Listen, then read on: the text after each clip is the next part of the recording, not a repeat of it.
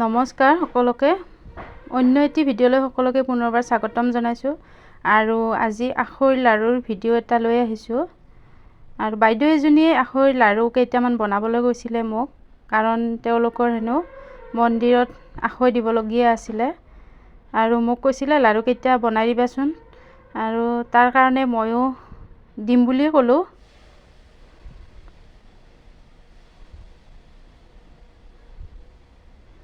আৰু বাইদেউজনীয়ে মোক এনেকুৱা পেকেট 4টা দিছিলে আখৈৰ 250 গ্ৰামৰ পেকেট 1 কিলো আখৈ দিছিলে বনাবলৈ আৰু আখৈখিনি মই প্ৰথমতে অকণমান সেকি ল'ম যিহেতুকে পেকেটৰ ভিতৰত ভৰোৱা থাকে আৰু অকণমান সেমেকা ভাৱ হৈ থাকে।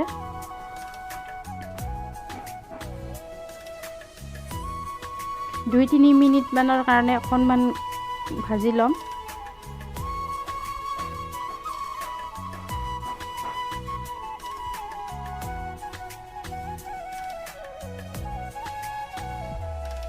আৰু কেৰাহীটো বেছি ডাঙৰ নাছিলে সেইকাৰণে মই 2 পেকেট লৈ লৈছোঁ। প্ৰথমতে 2 পেকেট ভাজি ল'লোঁ আৰু তাৰ পিছৰ 2 পেকেট ভাজিম আৰু আখৈখিনি ভাজি মই নমাই ল'লোঁ আৰু এতিয়া কেইটামান চপগুটি অকণমান সেকি ল'লোঁ। চপগুটি বা জালুকৰ গুড়ি দিলে আখৈ লাৰুকেইটা খাবলৈও সোৱাদ লগা হয় আৰু যিহেতুকে মন্দিৰত দিয়া লাৰু আছিলে সেইকাৰণে মই জালুকৰ গুড়ি নিদিলোঁ, চপগুটি দিলোঁ।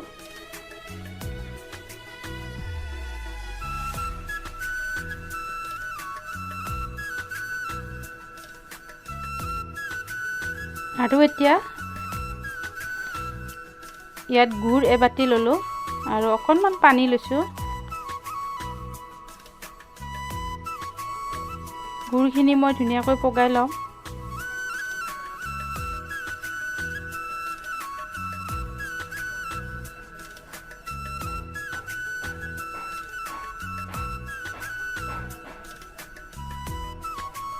আৰু যিহেতুকে মই অকলে বনাইছোঁ লাৰুখিনি সেইকাৰণে মই অকণমানকৈ বনাই লৈছোঁ।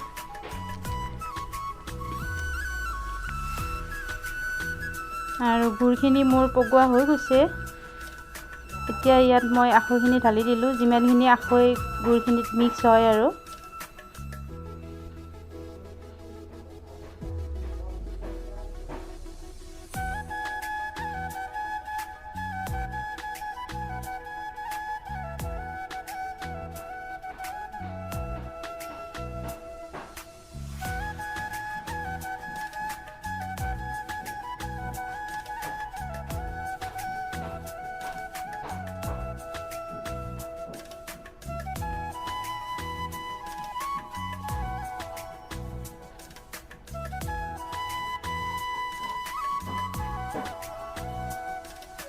এতিয়া মই লাৰুকেইটা বনাব লৈছোঁ আৰু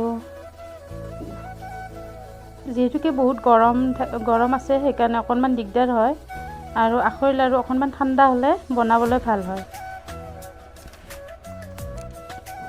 প্ৰথমতে অকণমান দিগদাৰী হৈ যায় কিন্তু পিছত ঠাণ্ডা হ'লে বনাবলৈ খুব ভাল হয়।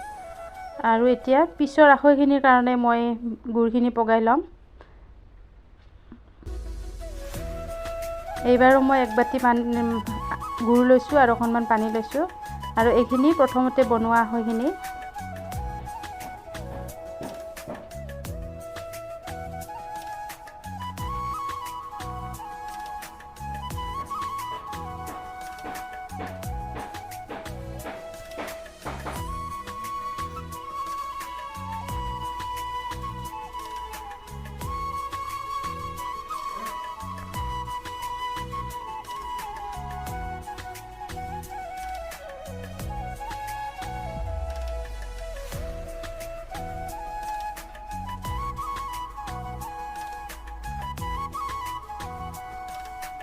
আৰু এইখিনি গুড়ো মোৰ পগোৱা হৈ গৈছে।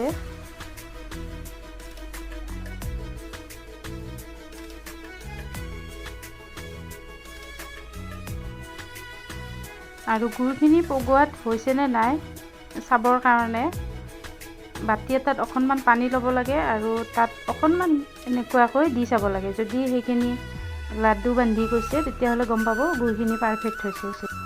আৰু এতিয়া মই চব গুটিকেইটা একেলগে গুড়খিনিতে দি দিছোঁ। আৰু আখৈখিনি তাত ঢালি দিলোঁ যিমানখিনি হয়।